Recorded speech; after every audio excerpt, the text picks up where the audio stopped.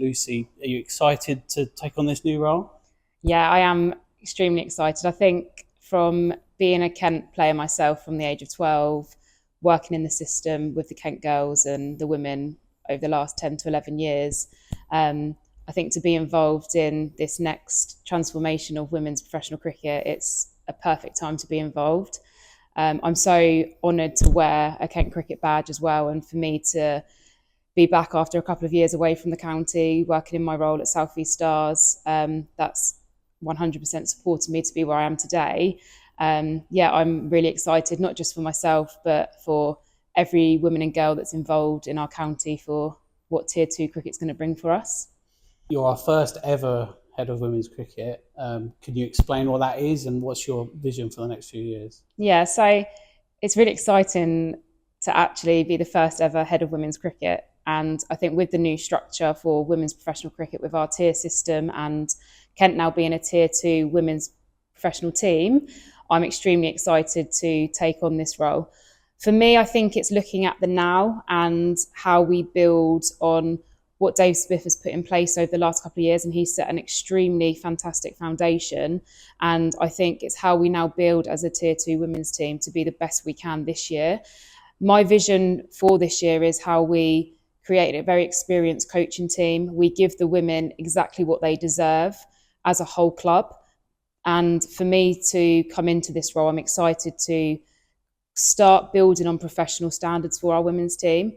For an example, getting them to play at our ground, at the Spitfire ground at Beckenham, giving them more training time, having more branding and commercialisation for our women, and just to bring back what it actually means for our women to wear a Kent cricket badge. I think that's my short-term vision for this year, and continue creating a really talented pathway that the girls coming from under 12s have inspiration from our women's team.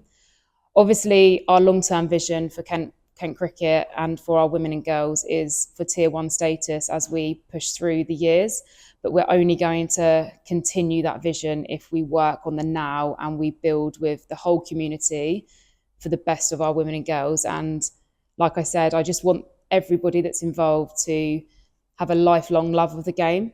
We are not going to see all of these girls and women moving into the professional game. But if we can support them to enjoy it, stay involved for as long as they can, that's what I want. So you mentioned the now and the coaching and the training. Can you reveal who will be the coaches in this new setup? Yeah, so we're looking. So James Hockley has agreed that he will continue his role as the Kent Women's head coach for the first year of Tier 2 cricket. Geraint Jones, ex-professional wicketkeeper, and also has worked in girls and women's cricket for numerous of years and has a great relationship, will be the assistant coach. And then alongside that, we have lots of experience coming from our pathway coaches. I'm also expanding the growth of the female coaches that are going to be involved in the women's team as well as the pathway.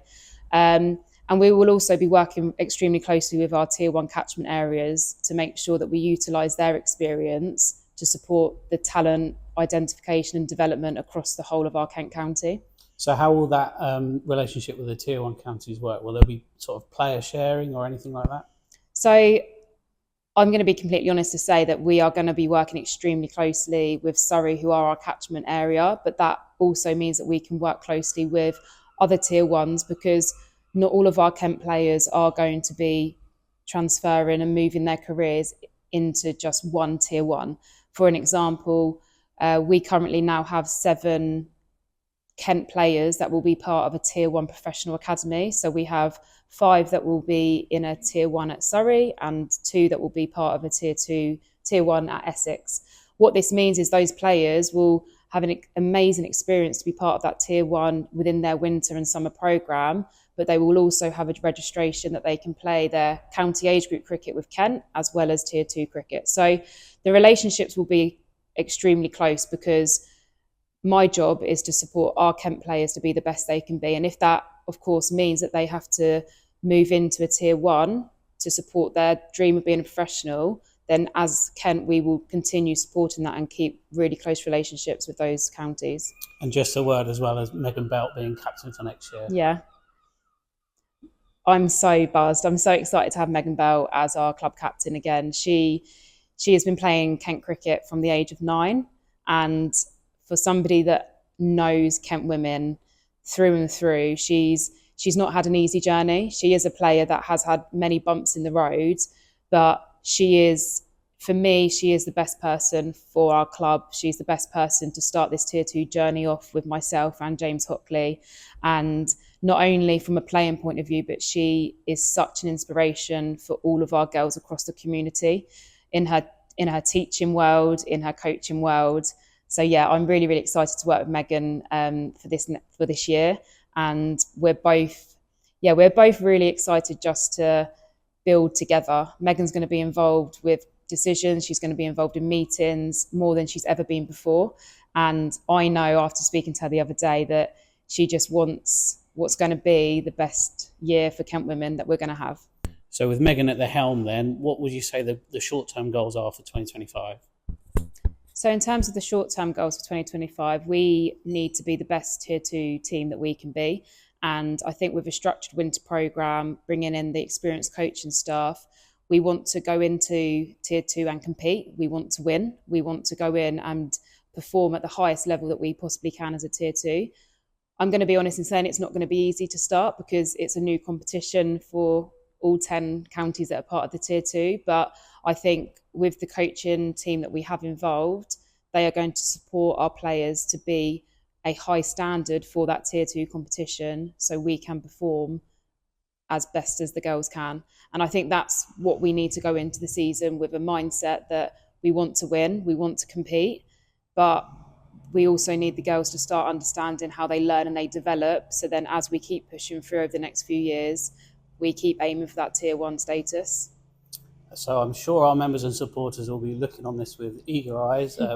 Just to mention as well that Kent Women in Matches are included in 2025 memberships. Would it be great to see all the members there to come and support you when you play? 100%. I think this is a fresh start for our Kent Women this year. We've got new staff in place. We've got our steering group that are going to be supporting the whole of the women and girls structure this year.